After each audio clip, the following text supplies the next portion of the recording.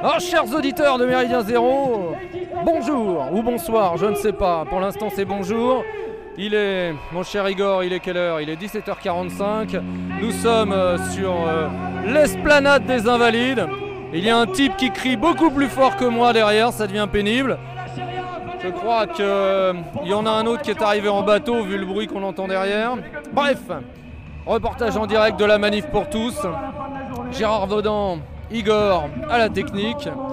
Chers auditeurs, nous allons tenter d'aller à la rencontre de ces Français qui ont fait le déplacement depuis parfois très très loin pour prendre la température ce soir aux Invalides. Avec vous, nous disons non. Ce non, c'est le réveil de la conscience, c'est le réveil du peuple de France. Mais une cité ne se construit pas avec des noms. Alors, chers amis, nous ne faisons pas que dire non.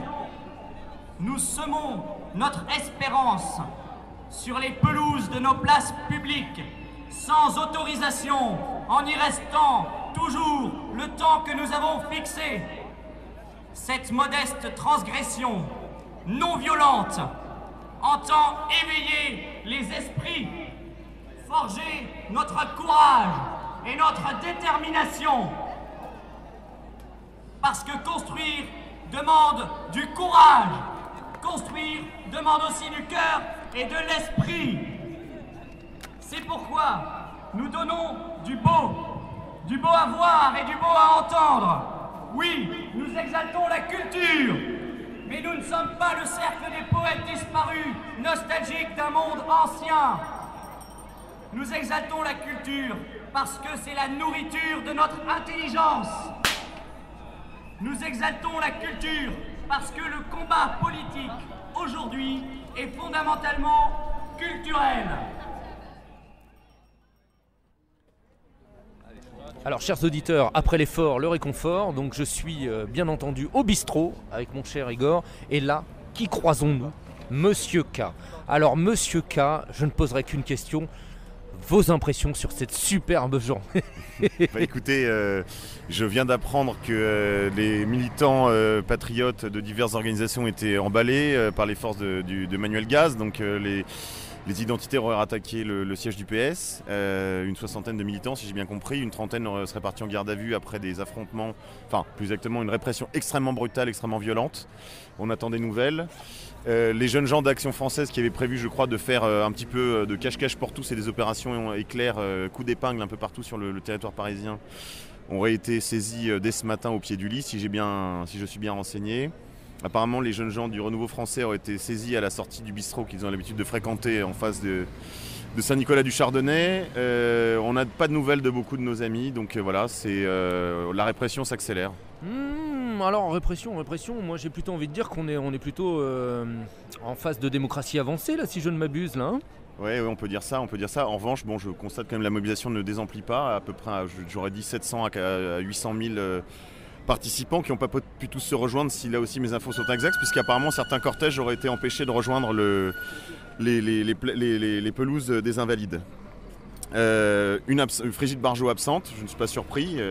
C'est confirmé ça, l'absence de Brigitte Bardot? Absolument. Bardot, oui, absolument, puisqu'elle n'était pas présente à la tribune quand j'ai entendu les allocutions de sa garde rapprochée, on va dire, de sa garde rose en particulier. Et pour le reste, écoutez, un gros volume de participation. Les choses, selon moi, fondent et cliquaient dans un sens plutôt positif, mais on ne pouvait pas attendre d'aujourd'hui, je crois, beaucoup mieux, un bilan bien meilleur que cela. Je crois que là, on a engagé un combat de longue durée, une guerre prolongée, comme disait le président Mao, donc voilà, haut les cœurs et ne désarmons pas. On sent bien par contre que effectivement les forces de répression, les forces policières étaient omniprésentes. Bon, nous, avec, je ne citerai qu'un exemple, avec Igor, à partir du moment où nous avons sorti notre micro et nos écouteurs, nous avons eu le droit à la filature, Pas des plus discrètes d'ailleurs, mon cher Igor, n'est-ce pas? Pas les plus discrètes. Des forces de police, bref, on sent bien que tout ça est extrêmement encadré. Un exemple parmi tant d'autres, hein, un fumigène lancé par 2 mômes de 12 ans, un mouvement de foule extraordinaire, des t-shirts rouges sécurité qui accourent de partout, et l'on voit 40, 50, 60 policiers en civil qui courent, qui entourent ces enfants, et qui finalement, au moment où ils se rendent compte qu'effectivement c'est pas la 4e guerre mondiale, parce qu'on a déjà dépassé la 3e, la 4e guerre mondiale sur les invalides, et bien finalement, bon, retour à la case départ, on reprend les postes, mais on sent bien une tension extrême. C'est très très difficile après les propos de Manuel Valls, même de Brigitte Bardot, et effectivement qui ont, à mon avis, joué quand même en défaveur de la manif pour tous, puisque ça a entraîné une démobilisation d'un certain nombre de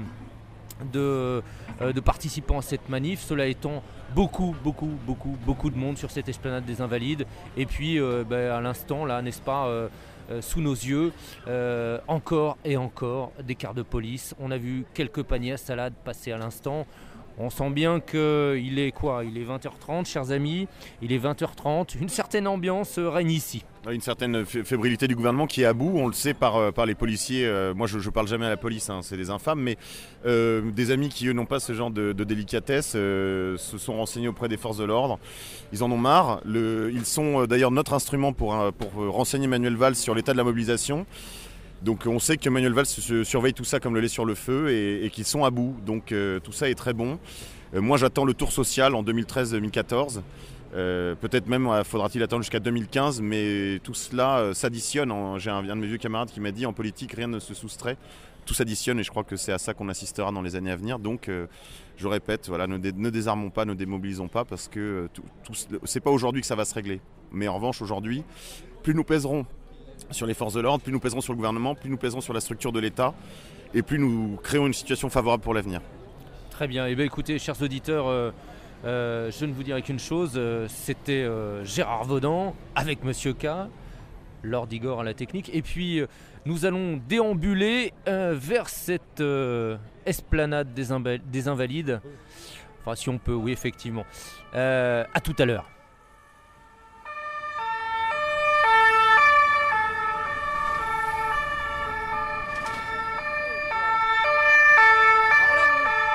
Mon cher Igor, c'est la fête. Une ambiance formidable ici, n'est-ce pas, chers auditeurs? Alors écoutez, de la police et encore de la police. Alors j'aperçois là-bas le lieutenant Sturm. Nous allons nous diriger vers le lieutenant Sturm pour recueillir ses impressions. Bah alors lieutenant Sturm, hein, c'est pas la fête ici? Non, c'est pas la fête, c'est la NAS. Hein, parce que là, on est juste en bordure du dispositif, et puis on vient de voir passer 2 compagnies de CRS, donc a priori les affaires se resserrent dangereusement. On va tenter de rentrer un peu pour aller faire quelques interviews in vivo, mais là je crois que c'est un peu le baroud d'honneur. Il y a l'air d'y avoir à peu près 1 millier et demi de personnes qui font face. Pour l'instant c'est encore le jour, donc c'est pas le meilleur moment pour cartonner, mais là il faut dire que l'enjeu est sévère. Je pense que là ils ont mis le paquet, il faut être honnête. Tiens, voilà, et on a encore des sirènes derrière. Encore un arrivage, on n'arrive même plus à parler. Si là pour l'instant ça tourne ailleurs, c'est bon. Ouais, ça a l'air assez tendu, il va falloir voir comment la guerre tourne. Le mieux c'est d'aller voir, hein. Donc je crois qu'en avant, Guingamp. Je ne dirai qu'une chose, chers auditeurs, nous y allons à l'abordage.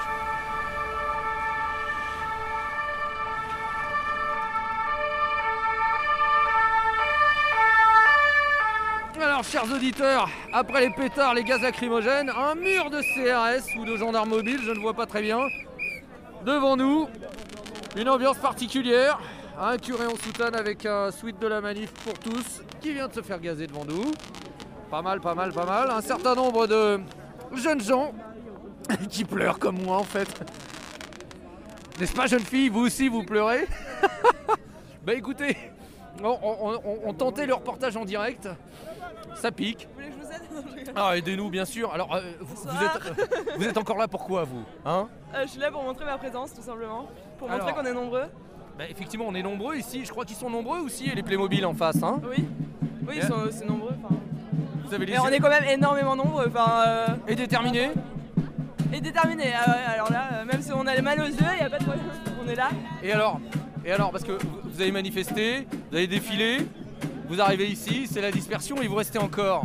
Et parce qu'on est là, on lâche rien, c'est notre slogan, on est là et on veut montrer parce que personne nous écoute. Alors on est là avec notre présence pour montrer qu'on lâche rien et que même si on se fait gazer, on est là quand même. On est là quand même. Et alors vous aviez déjà milité auparavant, une activité quelconque, je veux dire, parce que c'est quand même un peu particulier ici. C'est une ambiance un peu particulière quand même. Oui, mais moi je me retrouve dans cette ambiance. Je C'est la trouve vrai très sympathique. Bon, là avec les gars, c'est moins sympathique, mais. Ça fait sinon, un peu je sais pas plus. si vous étiez là cet après-midi, mais c'était quand même une ambiance exceptionnelle. Alors effectivement, nous étions là cet après-midi, une ambiance sympathique, famille, décontractée, etc. C'était plutôt sympa, bon, les discours, tout ce qui va avec. Et puis là, bon, on l'a fête, mais un peu différemment, on l'a fête quand même. Oui, mais bon, par rapport au PSG, ce qui s'est passé au Troca il y a quelques semaines, c'est pas la même ambiance quand même. Qu'est-ce que vous voulez me dire? Qu'eux, ils ont le droit, c'est ça, de tout casser et qu'ils sont pas Ah non, emmerdés? Ah non, c'est pas ça. Non, c'est pas ça, mais par rapport... Bon, là, je sais qu'il y a vraiment des cons qui balancent des merdes sur les CRS, mais... Est-ce qu'ils ne l'ont pas un peu cherché finalement? De quoi? Pas les cons, les CRS. Non, mais après, là, c'est les mecs du GUD aussi qui foutent la merde, ils sont là pour ça, mais... Après, je suis pas avec eux personnellement, mais... Bon. Attendez, eh bien, mais écoute- je suis désolée, faut Ah, pas allez- perdre mes amis, mais... Allez-y, c'est un plaisir. Merci.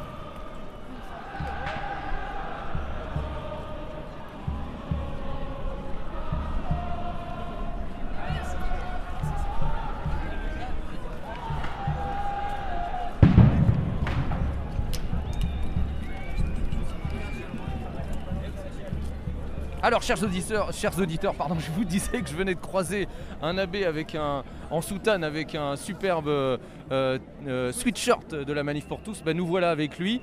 Alors, monsieur l'abbé, mais qu'est-ce que vous faites encore ici au milieu des gaz et des fumigènes et des pétards? Alors premièrement, j'observe. J'observe parce que c'est complètement, quand on est prêtre, on peut s'approcher près sans risquer grand-chose.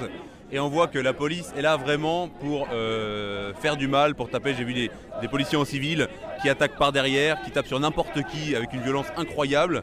Et au moins, moi j'ai réussi à voir ça et à pouvoir témoigner de ça.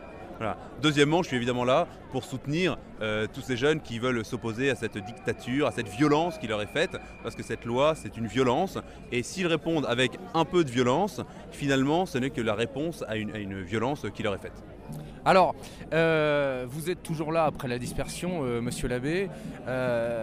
Sur le fond, parlons un peu du fond avant la prochaine charge, avant qu'on parte en courant ou qu'on pleure de trop. C'est un peu risqué par ici. C'est un peu risqué. J'ai envie de dire, mon cher Igor, les risques du métier, tout pour les auditeurs. Oh, que c'est beau. Monsieur l'abbé, sur le fond, pensez-vous que la loi Taubira, que le gouvernement va plier? J'en sais rien. Ça, c'est une bonne réponse. J'en sais rien, mais le problème n'est pas là en fait. Alors, le problème, c'est où est-il ? qu'on se bat, c'est un combat de civilisation. C'est un combat pour le bien contre le mal. Et c'est pour ça qu'on se bat. Et toute cette jeunesse, évidemment, il y en a certains qui sont un peu trop excités, qui ont quelques principes avec lesquels je suis pas d'accord. On a croisé Mais quelques énervés dans le lot. il y a quelques effectivement. énervés, c'est vrai, et je le reconnais tout à fait, avec lesquels je suis pas d'accord. Attention, parce que là, tout le monde part en courant. Alors, on va reculer quelque peu. Voilà. Mais le problème, c'est un problème de fond. C'est-à-dire que c'est la liberté des parents d'enseigner à leurs enfants ce qui est bien et ce qui est mal. On est dans le conflit civilisationnel, là, ça sent la fin de civilisation, quoi. Bien sûr, ça sent la fin de civilisation, on est dans la fin d'une civilisation qui a tellement imposé la dictature du relativisme, de l'individualisme, que toute cette génération qui n'a rien reçu veut aujourd'hui reconstruire quelque chose sur des valeurs vraies, sur des valeurs de bien, sur des valeurs morales, et on essaie de les en empêcher en leur tapant dessus. Voilà. Ouais, tout simplement, effectivement. Alors on voit bien que les échanges sont assez nourris autour de nous. Ça y est, ça bouge encore, Igor. Je crois qu'on va se décaler avec monsieur l'abbé. On va essayer de s'en sortir. Que ça pique. Alors, foncièrement, des jeunes, beaucoup de jeunes ici. Que des jeunes, oui. Que des jeunes, quasiment que des jeunes. On a vu les familles cet après-midi. Oui. Et là, on voit bien que, effectivement, l'ambiance est tout autre. Il y a une certaine excitation autour de nous. Oui, parce qu'il y en a beaucoup qui sont là pour s'amuser aussi. C'est-à-dire que c'est quoi, une occasion qu'il ne faut pas rater. C'est le mai 68 de la droite là ou quoi là? C'est beaucoup mieux que ça. Ah C'est beaucoup mieux que ça. Parce que le mai 68 de la gauche, c'était la destruction. Ouais. Bonjour. Reste là, toi. Alors, c'est mon petit frère. Ah, bah écoutez, comme ça c'est formidable. Bah voilà, mais votre petit frère pleure quelque peu, mon jeune ami. C'est pas volontaire. L'émotion peut-être. Voilà, donc je disais, c'est bien mieux que le mai 68 de la droite, parce que le mai 68 de la gauche consistait à détruire notre société.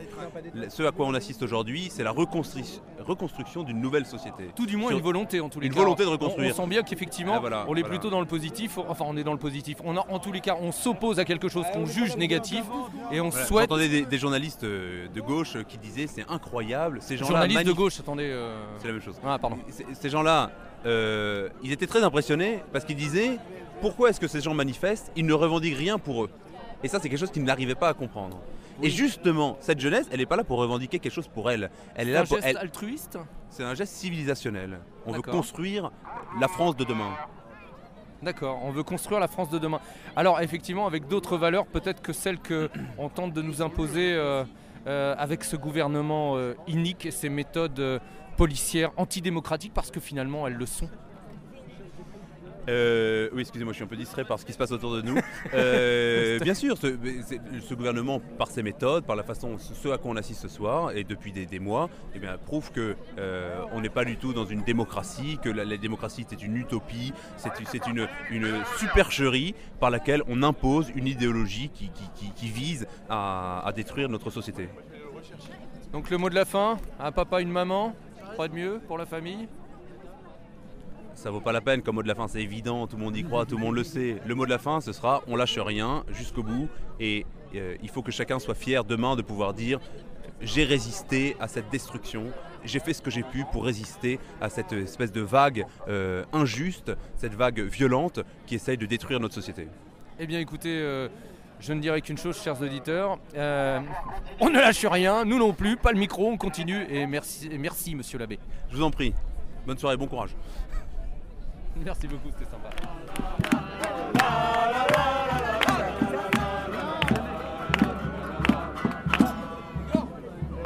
Alors, chers auditeurs, encore et toujours, Gérard Vaudan au micro, accompagné d'Igor. Ils me l'ont pas encore emprisonné, mon Igor. Ça me paraît pas mal.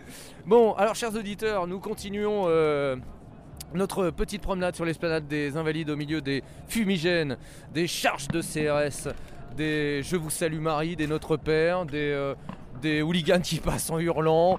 Bref, une ambiance somme toute assez sympathique. Et je croise le camarade aimant. Mon cher Xavier Aimant, bonsoir. Eh ben bonsoir. Alors, on se balade ?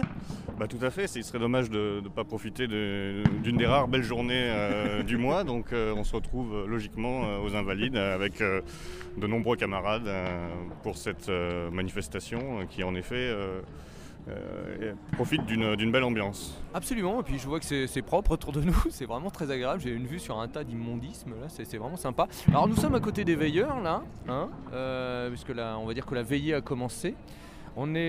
Nous sommes quelque peu à l'écart du cœur de l'action, dirions-nous. Alors, Xavier, qu'avez-vous fait cet après-midi ?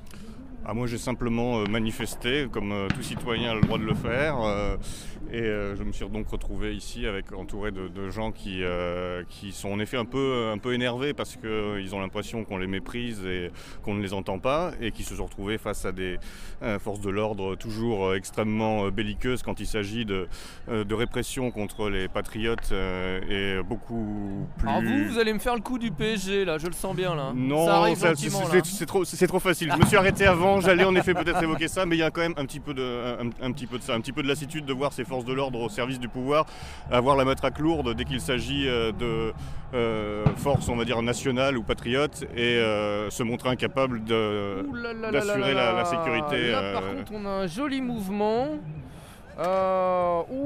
Ça décolle, ça canarde, il y a de la lacrymo. Mouvement de foule, chers auditeurs, je vous dis que ça, ici, c'est la fête. Alors, Xavier, quelle suite donner à ce mouvement, à votre avis ? Alors ça, c'est très difficile à dire. Je pense que c'est bien malin qui pourrait dire ce que va devenir ce mouvement, qui est quand même assez extraordinaire dans le sens qu'il n'y a pas d'équivalent ou peu d'équivalent en Europe d'une telle mobilisation, et surtout avec une telle diversité de profils. C'est ce qui est intéressant aussi aujourd'hui, comme vous l'avez dit. On a d'un côté des gens qui prient, on a à côté des gens qui sont les veilleurs, qui sont assis, on a des gens un peu plus virulents donc il y a un peu toutes les formes de résistance qui sont réunis dans un même lieu. Et ça, c'est assez intéressant. Après, ce que ça va devenir, je ne sais pas, parce qu'il y a quand même une confusion un petit peu aussi dans les genres. Il y a des gens qui sont là pour dénoncer le gouvernement Hollande, d'autres qui sont vraiment uniquement là pour la question du mariage et surtout de l'adoption homosexuelle. Donc c'est très hétérogène. On peut adopter un homosexuel ? Mais sans doute, on peut demander spécifiquement à avoir un homosexuel. Je pense que c'est tout à fait faisable. C'est faisable. Très bien, donc plaisanterie mise à part, effectivement, oui, une véritable interrogation sur la poursuite de ce mouvement. Quoi qu'il en soit, on est bien dans, en tous les cas, un ras-le-bol qui s'exprime sous diverses formes, on le voit ici, mais en tous les cas, c'est quand même on est dans la lame de fond là, hein, on est quand même sur un mouvement en profondeur. On n'a pas vu Frigide Barjot. Non, elle était très prudente. Elle a préféré. Je pense pas qu'elle ait pris très au sérieux les menaces qu'elle a prétendument reçues, mais je pense plutôt qu'elle ne voulait pas se faire huer ou en tout cas critiquer par ses propres troupes qui en ont un peu assez de ces pantalonnades de plus en plus grotesques. Mais vous parlez de lame de fond. Je pense que c'est un peu tôt encore pour parler de lame de fond. Je pense que pour que ça devienne vraiment un mouvement de contestation globale, il faudrait que la plupart des gens qui sont là comprennent qu'il ne s'agit pas de contester uniquement un gouvernement socialiste qui n'est pas du tout un gouvernement socialiste. C'est ce que j'allais vous dire, parce que s'il était socialiste, voilà. J'applaudirais moi. Exactement, et je pense qu'il y a pas mal de manifestants qui n'ont pas encore tout à fait saisi ça, et quand ils parlent de dictature socialiste, il ferait bien mieux de parler de dictature libérale, car cette loi qui est une loi assez inique sur l'adoption et surtout sur la procréation assistée, etc., la gestation pour autrui, c'est une loi fondamentalement libérale, puisqu'elle ouvre un nouveau marché, le marché de la maternité, et donc c'est un nouveau business. Et je voudrais que les camarades qui sont autour de nous, qui sont parfois issus des rangs de la droite, prennent conscience que la lutte fondamentale, c'est la lutte contre cette logique libérale et contre cette dictature libérale et non dictature socialiste, puisque le gouvernement Hollande est évidemment tout sauf socialiste. C'est ça, hein. Si je ne m'abuse, c'est ce cher Pierre Berger qui a déclaré que finalement les ouvriers louaient bien leurs bras, pourquoi est-ce que les femmes ne loueraient pas leur ventre ? Tout à fait, c'est-à-dire c'est un changement total de vision du vivant, c'est-à-dire qu'on peut marchandiser le vivant dans son intégralité, quoi. Et ça, c'est en effet une révolution anthropologique, beaucoup plus que le mariage gay qui, lui, est, on va dire, un aléa sociétal. Mais cette question de la marchandisation de l'être humain, c'est vraiment un problème fondamental. Et c'est en partie pour ça que moi, personnellement, je suis là. C'est plus cette question qui m'intéresse que celle, à la limite, si l'homosexualité ayant existé de tout temps, on est bien d'accord. C'est ça. À la limite, c'est une pratique sportive comme une autre, finalement, voilà. Tant qu'elle reste dans le domaine privé. Après, à partir du moment où on la met sur la place publique, qu'on en fait, que ça devient un lobby, que ça devient tout un tas de choses, et qu'on se retrouve finalement, comme vous le disiez si justement, avec une marchandisation de l'individu, parce que ce n'est ni plus ni moins que ça. Lorsque j'entends des collectifs LGBT, je ne sais plus, lesbiennes et autres, là, qui déclarent que nous aussi on veut des bébés, bah oui, tiens donc. Puis après, tu choisiras la couleur de tes bébés aussi. Oui, le poids. Je crois que ce qu'il faut vraiment garder à l'esprit, c'est qu'en plus, cette problématique et ces gens, ces militants LGBT, etc., c'est vraiment une infra-minorité. C'est-à-dire qu'ils ils ne représentent déjà évidemment pas une part de la population importante, mais même au sein de la communauté homosexuelle, ils ne représentent qu'une infime partie de cette communauté. Et en fait, on a réussi à faire croire que c'était un problème social et sociétal fondamental, alors qu'en fait, ça ne concerne que très peu d'individus. Et c'est évidemment une manœuvre de dispersion, parce que pendant ce temps-là, que fait le gouvernement Hollande ? Il est en train de nous détruire le code du travail, il est en train de nous supprimer le CDI, et ça c'est passé complètement inaperçu. Et je crois qu'il faut aussi à un moment voir la forêt que cache l'arbre, si je puis dire. Et que donc ce mouvement de contestation qui est légitime, qui est vivant, il faudrait qu'il s'engage aussi sur ces questions-là, ces questions sociales, économiques, qui sont plus importantes qu'un aléa sociétal, si symbolique soit-il. On a vu effectivement, ça va dans ce sens, dans le sens de ce que vous venez de déclarer, on a vu des slogans ici et là, on veut pas des homos, on veut du boulot, etc. Enfin bref, on sent bien quand même que les gens souhaitent autre chose que finalement dépasser, ils souhaitent dépasser quelque part ce débat uniquement sur je suis pour ou contre l'homosexualité. Voilà. Il y a des problèmes de fond, 50 000 chômeurs par mois supplémentaires.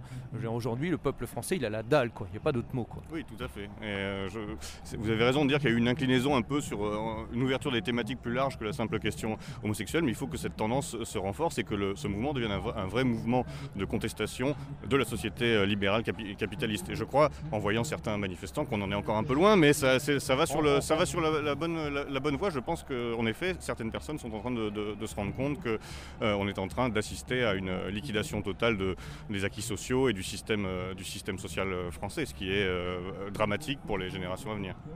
Très bien. Eh bien écoutez Xavier, je ne dirais qu'une chose, bonne soirée et merci à vous. Oui, la soirée risque d'être longue, on va peut-être se rapprocher de nos camarades Absolument. turbulents. Nous y allons, chers auditeurs, peut-être à tout à l'heure.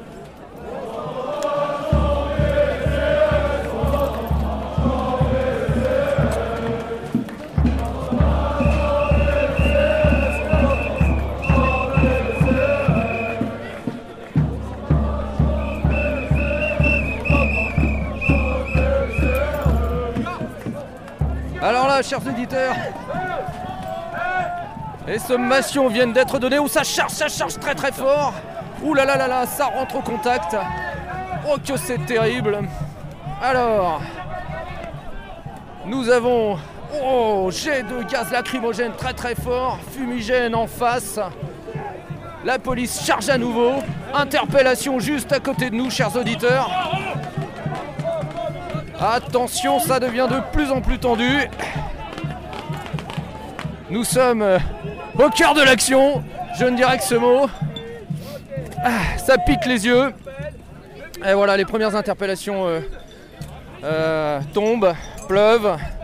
Cela fait effectivement quelques temps que nous sommes sur cette esplanade des Invalides. Et je vous avoue, chers auditeurs, que jusqu'à présent, nous n'avions pas encore vu d'interpellation flagrante. Et bien là, nous sommes au contact. Voilà.